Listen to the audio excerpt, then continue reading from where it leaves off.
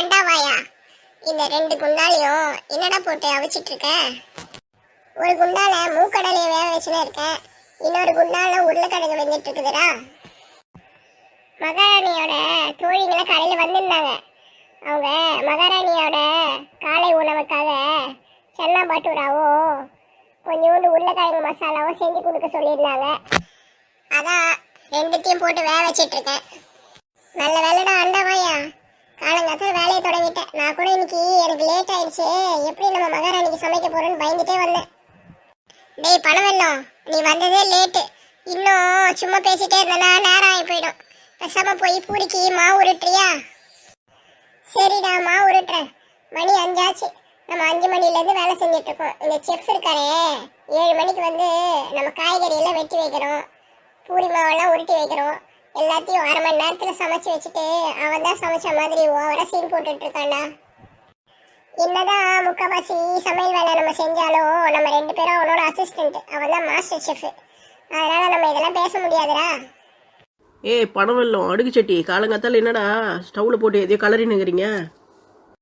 ஒன்றும் இல்லை மாஸ்டர், இன்னைக்கு மகாராணிக்கு சென்னா பட்டூராவும் உருளைக்கிழங்கு மசாலாவும் வேணுமா, அதான் காலையிலே வேலையை தொடங்கிட்டோம். நீங்கள் வர கொஞ்சம் லேட் ஆச்சு. சரி பரவாயில்ல, அவர் வரத்துக்குள்ள எல்லா வேலையும் முடிச்சிடலான்னு தான் செஞ்சுட்டு இருக்கோம். பரவாயில்லடா, இந்த கிராமத்தில் சுறுசுறுப்பாக இருக்கிறவனுங்கன்னா நீங்கள் 2 பேர் தான். நீங்கள் 2 பேரும் எனக்கு நிறைய ஹெல்ப் பண்ணுறதுனால தான் என்னால் சமயத்துக்கு கரெக்டாக சாப்பாடு எடுத்துகிட்டு போய் மகாராணிக்கு கொடுக்க முடியுது. ரொம்ப நன்றி மாஸ்டர். சரி பணவெல்லம், பூரிக்கு யாருன்னா மாவு உருட்டிடுறீங்களா? மாவு உருட்டுறதுக்கு தானே போயின்னு இருக்கிறேன். இப்போயே உருட்டி ரெடி பண்ணி வச்சிடுறேன்.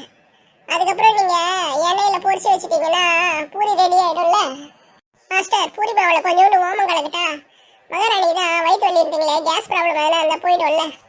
ஐயோ, அந்த தப்பை மட்டும் பண்ணிடாதீங்கடா. ஒரு தடவை அந்த மாதிரி தான் ஓமம் போட்டு எடுத்துகிட்டு போனேன். எனக்கு இந்த வாசனையை பிடிக்கலன்னு எல்லா பூரியும் ரிட்டர்ன் பண்ணிட்டாங்க. மறுபடியும் எனக்கு 2 வேலையாச்சு. அதெல்லாம் போடாதீங்க, பிளெயினாக பூரியை உருட்டி வைங்க. சரிங்க மாஸ்டர், நீங்கள் சொன்ன மாதிரியே செஞ்சிடுறோம்.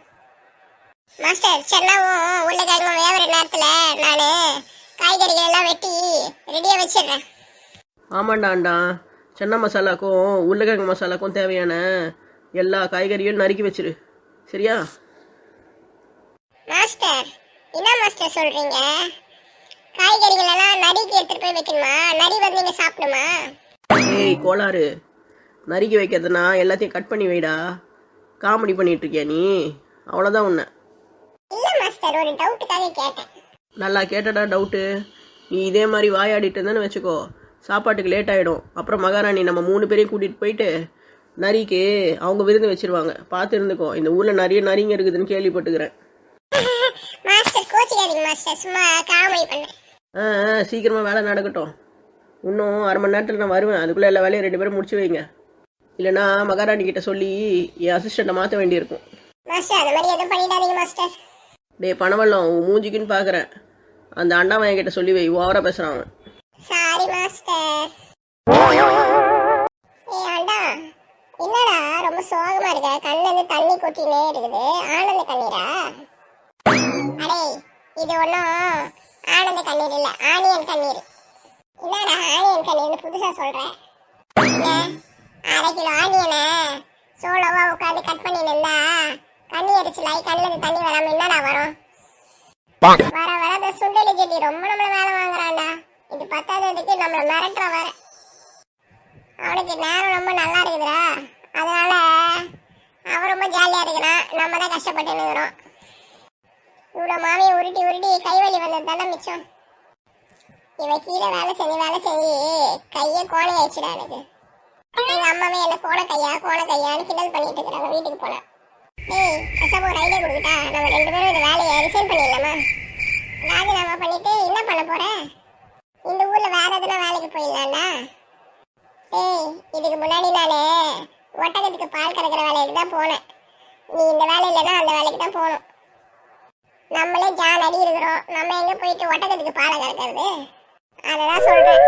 நம்ம இவ்வளோ குள்ளமா இருக்கிறதுனால அந்த வேலைலாம் நமக்கு செட் ஆகாது. அதுவும் இல்லாம அந்த ஒட்டகம் எந்த மூட்ல இருக்கும்னு நமக்கே தெரியாது.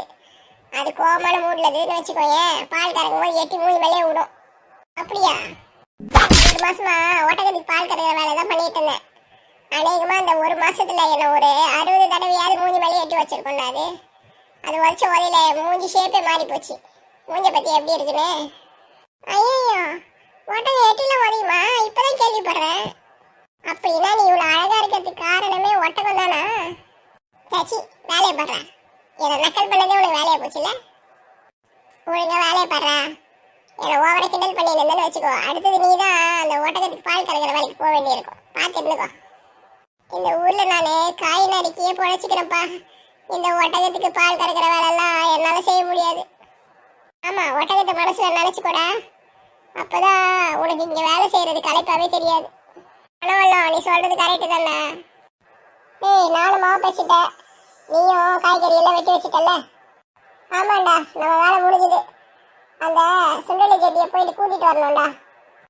ஆமாண்டா, அந்த சுண்டலி செடி என்ன குப்பையில கவுதுன்னுக்கிறான்னு பாடுறா. சரி சரி, நான் போய் அவனை கூட்டிட்டு வந்துடுறேன். அப்பதான் அவன் சீக்கிரமா சமையல் வேலையை ஆரம்பிப்பான். டேய், ஒரு விஷயத்த மறந்துடாத. அவன் சமைச்சு முடிச்சோடனே ஒரு சின்ன டிஃபன் பாக்ஸ்ல நமக்கு தேவையான சாப்பாடு எடுத்து வச்சுட்டுறா தனியா. ஆமாண்டா, போன தடவை எல்லாத்தையும் எடுத்து போய் மகாராணிக்கிட்டே அவன் கொடுத்துட்டதுனால நமக்கு சாப்பாடு இல்லாம ஒரு நாள் நம்ம ரொம்ப கஷ்டப்பட்டோம்ல. ஆமாண்டா, முன்னெச்சரிக்கையா எடுத்து வச்சிரு. இல்லைன்னா நம்ம காலையில பட்னி தான் கிடக்கணும். சரிடா, பண்ண வேணும். நீ சொல்ற மாதிரி செஞ்சிடுறேன். மாஸ்டர், கவங்கமான வாசனை வருது. பின்ன இந்த சுனில் செட்டியோட சமையல்லாம் என்ன சும்மாவா? நான் சமைச்சேன்னா எவ்வளோ சுவையாகவும் ருசியாகவும் இருக்கும்னு உங்களுக்கு தெரியாது? சரிடா, தயாரான பொருள்லாம் எடுத்து அந்தந்த குண்டால் போட்டு மூடி வைங்க. நான் போயிட்டு ஒட்டக வண்டியை எடுத்துன்னு வந்துடுறேன். அதில் ஏறி நம்ம ராணியை பார்க்க போயிடலாம். உங்களுக்குன்னு கொஞ்சம் சாப்பாடு எடுத்து வச்சுக்கோங்கடா. மிச்சம் மீதி இல்லைன்னா உங்களுக்கு சாப்பாடு இல்லாமல் திண்டாடுவீங்க. நல்லவனே, இன்னைக்குதான் உனக்கு எங்க ஞாபகம் வந்துதா? சரிங்க மாஸ்டர், எங்களுக்காக நான் கொஞ்சம் குழம்பையும் பூரியும் தனியாக எடுத்து வச்சுக்கிறோம். திரும்பி வரும்போது எதுவும் மிஞ்சதான் மாட்டேங்குது. சொல்ல மறந்துட்ட பாரு, நம்ம ஊருக்கு புதுசாக வந்தாங்களே அண்ணன் சித்தியும் கண்ணுக்குட்டியும், அவங்க எங்கன்னா வழியில் பார்த்தீங்கன்னா கூட்டிகிட்டு வாங்க. அவங்களும் மகாராணியை பார்க்கணுன்னு என்கிட்ட கேட்டுகிட்டே இருந்தாங்க. நம்ம எப்படி போகும்போது அந்த ஒட்டக வண்டியில் அவங்களையும் கூட்டிகிட்டு போய் மகாராணியோட இடத்துல விட்டுடலாம். சரிங்க மாஸ்டர், நான் போய் அவங்களை கூட்டிகிட்டு வரேன்.